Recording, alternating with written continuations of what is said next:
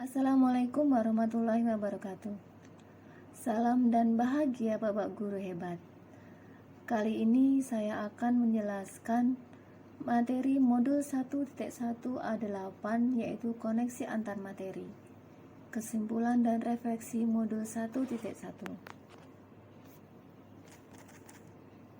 Berikut ini beberapa pertanyaan pemantik yang akan saya jawab pada video ini.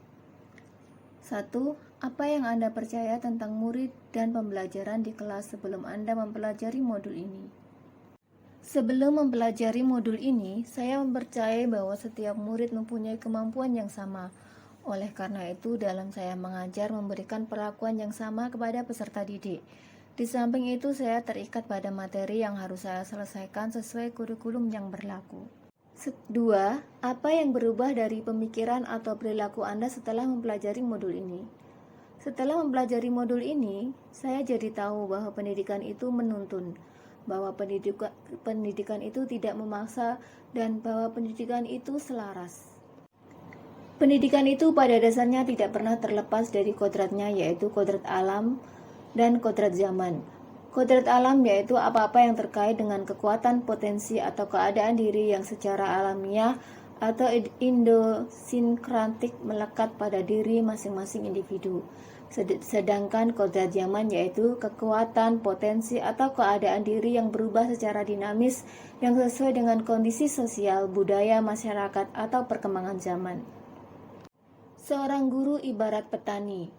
Karena petani hanya bisa mengusahakan atau menyiapkan lahan yang baik, memupuk dan merawat tanamannya dengan segala kekuatannya, supaya apa yang ia tanam dan dapat tumbuh dan berbuah dengan maksimal. Tetapi dia tidak bisa mengubah benih itu menjadi apa yang ia mau. Benih padi akan tetap menjadi padi karena sampai kapanpun petani tidak bisa mengubahnya menjadi jagung. Demikian pula seorang guru. Dia tidak bisa mengubah watak bawaan seorang murid. Yang bisa ia lakukan hanya mendampingi muridnya supaya dia dapat memaksimalkan apa yang dia miliki, tetapi tidak meninggalkan adabnya. Menjadi pribadi yang berilmu dan siap menghadapi perubahan zaman, tetapi tetap santun dan berpribadi mulia. Semua itu bisa terlaksana, perubahan-perubahan itu bisa terlaksana jika kita tetap mempertahankan prinsip perubahan atau asas rikon, yaitu kontinuitas. Perkembangan yang dilakukan harus berkesinambungan, dilakukan secara terus-menerus dengan perencanaan yang baik. Konvergensi, artinya pengembangan yang dilakukan dapat mengambil dari berbagai sumber di luar, bahkan dari praktek pendidikan di luar negeri. Konsentris artinya pengembangan pendidikan yang dilakukan harus tetap berdasarkan kepribadian kita sendiri. Pendidikan harus selaras dengan sosial budaya.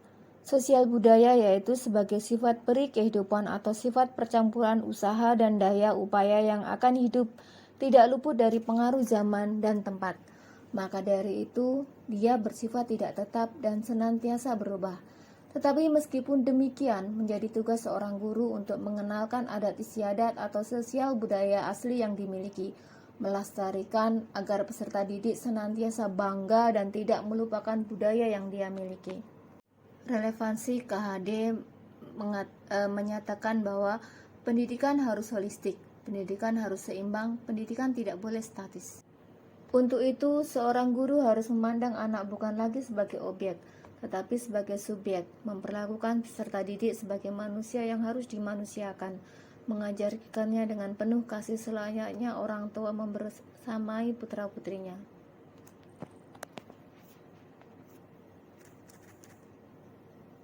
Selain itu, pembelajaran harus sesuai dengan kemampuan dan bakat dan minat anak. Yang akan saya terapkan setelah mempelajari modul 1.1 ini yaitu mengutamakan anak sebagai subjek pendidikan dengan menggunakan sistem Among dalam mendidik siswa, memperkuat laku baik yang ada pada budaya yang ada sebagai kekuatan yang harus dilestarikan. Terima kasih.